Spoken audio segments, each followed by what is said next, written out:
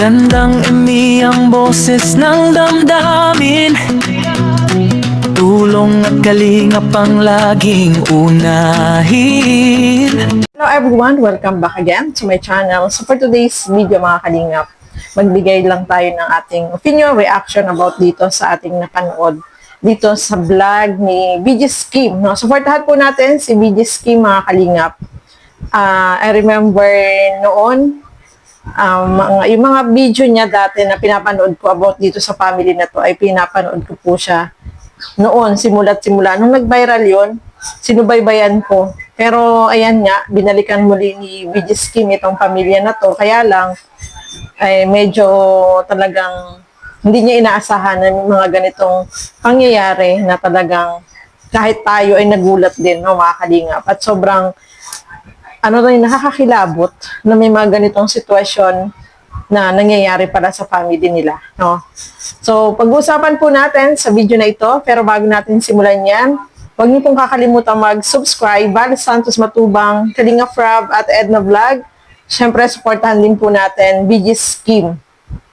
Yung kanyang channel po, panoorin po natin mga kalingap. At ang inyong lingkod, Gandang Emmy, sa mga hindi pa po nakapag-subscribe, please subscribe and please hit the notification bell para lagi po kayong updated sa aking mga ina-upload na mga reaction video. So, ano nga ba ang kwento ng buhay nila? No? Yung dating tinutulungan ni BG's Kim, ano ba yung nangyari na bakit nakakakilabot? So, tara, panoorin po natin ang video na ito. Mula sa kalagitnaan ng bundok na ito, dito ay nakatira ang pamilya ni Ate Maricar at maging ang kanilang mga anak na ngayon ay nasa kanilang lola. Dito ay malalaman natin kung ano ang tunay na nangyari. Ang problema po sa kanila ay hindi naman po talaga nila tinututukan. Tapos sinasabi pa po na pinapahatidan pa po dito ng damit. Ang sabi po nila ay hindi na daw po mahatidan ng damit at sinunog daw po ang bahay. Ayaw po nila ng lalaki, si Mayong po. Dahil po, ang gawa po nito ay, dahil po dyan ay mas gustuhin pa nila yung anak nila ay babae. Dahil yung babae na may pakinabang kaysa sa lalaki. Yung batang noon ay gusto po nung tatay, repinyata na naman. Natulad po din sa dating anak po na sa una niya pong asawa na Parang gusto niya ay asawahin yung anak niya. Yung bahay na yun, pinasok ko po yun ay hindi na po talaga sa pag-ano ay may foil po doon talaga. Foil? Opo. Ano po yung sa tingin niya ginagamit sa foil?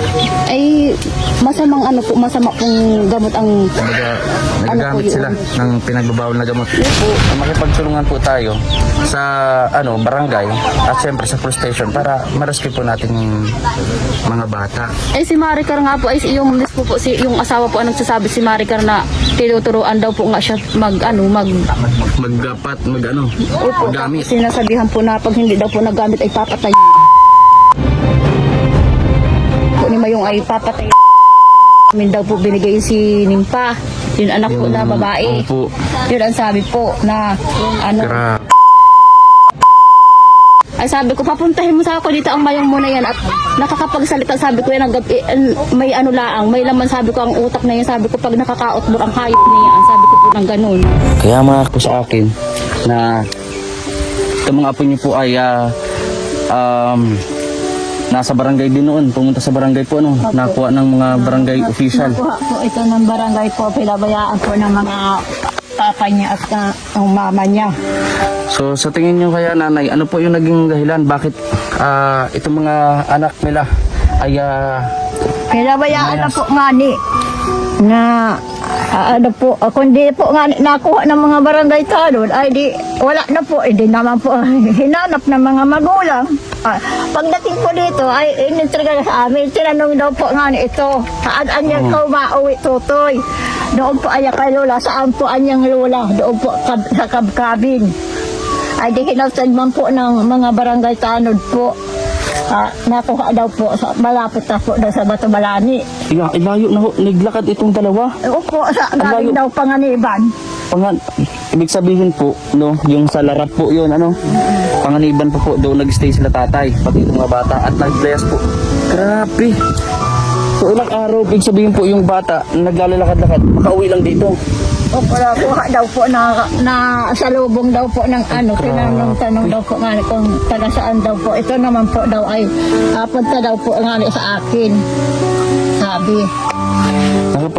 Nakakapagsalita po sila ng ano. Mahihain po nga yan. Ang isa naman po ay hindi nakakapagsalita. Ito po ay di nakakapagsalita. Nakausap niyo na po ba noon si Ate Maricar? Yung pong tatay po nagpunta dito, sabi daw po nga nakasama po nga yung naghatid. Sabi ay kung maaarian niya, paghatidan mo na lang si nanay Anya dito ng konsumo sa mga anak mo. Ay di naman po mag-aasikaso. Wala po talagang napakialam na sa mga bata. Wala mapakialam nung may So, yan po, no, mga kalingap. Grabe, yo, kawawa itong dalawang bata. Umalis sila doon sa bahay nila, naglakad sila ng napakalayo at buti na lang may nakakita sila sa kanila na barangay tanod at natanong kung saan sila pupunta. Yun nga, sinabi na sa lola. So grabe na mga kalingap, itong magulang nitong mga batang ito ay walang pakialam. Pinalaya sila doon sa bahay nila kasi wala naman daw mapapala sa mga anak na batang lalaki. Ang naiwan doon ay mga batang babae, no? Mga kalingap. So itong si ate, no, na kapatid ni Maricar, ayun nga, nagsabi siya kay BG Scheme na itong mga bata ay sinasaktan. Sinasaktan ng tatay. At marami siyang mga sinabi dyan na nakakilabot, nakakatakot, no? Kasi nakakaawa po yung sitwasyon ng mga naiwan doon ng mga batang anak na babae. Kasi may pakinabang daw ang mga batang anak na babae kaysa doon sa mga anak na batang lalaki. So may nabanggit dyan si ate na baka daw gustong rapin itong mga batang babae, gustong asawahin ng tatay. Grabe ano, may mga tao palang ganito mga kalingap na sobrang hindi natin alam bakit ganun kaya yung mga pag-iisip nila. Dahil na yung sa bisyo. Kasi nabanggit din dyan ni Ate Noemi na nagbibisyo din. Pati yung asawa na si Maricar ay pinipilit din na gumamit. So napakadelikado po no mga kalingap, especially dun sa mga anak na batang babae. Kasi may may record na pala ito, kaya ito nakulong yung tatay, ay ginahasa yung anak na babae, no, mga kalingap. Kaya nakakatakot po, no? Hindi natin alam kung pag mamaya gumamit siya tapos wala sa katinuan kung anong gawin niya dun sa mga anak na babae. So, nakakatakot at pinagbabantaan din pala itong asawa, mga kalingap. So, kailangan talaga ng tulong po nila. Kaya nga sabi ni BG Scheme, tinatanong niya dyan yung si Ate Noemi at saka si Lola kung payag sila na tulungan sila. So, payag naman po sila ng mga kalingap. Kasi syempre nag-aalala po sila doon sa kalagayan ng mga anak na babae. Yung nanay, buntis daw muli, no, mga kalingap. Kaya masama din ang loob ni Ate Noemi dahil ang sabi ng asawa, hindi naman daw sila tinulungan ng mga anak. Pero sila naman, siya yung kasama sa panganganak. Grabe, no? May mga tao pa ng ganito na hirap na nga sa buhay, ganito pa yung gagawin. Ano nga sila, napaka-bless po nila, no, mga kalingap, kasi naalala ko noon, maraming binibigay na blessing itong si BG Scheme. Pag binisita niya, meron siyang binibigay, yun nga, solar, ayan, binilhan ng lupa para magkaroon ng bahay, tapos ang ginawa nila, siguro ibinenta nila yung bahay, no, yung lupa, yung bahay.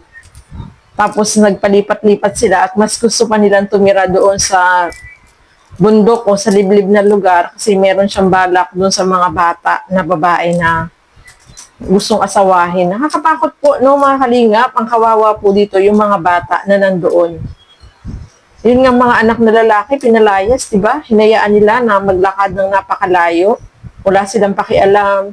Hindi man lang nila inalala. Sabi nga nung lola, nagkita sila nung anak niya na si Maricar. Hindi man lang daw kinumusta yung mga bata, di ba?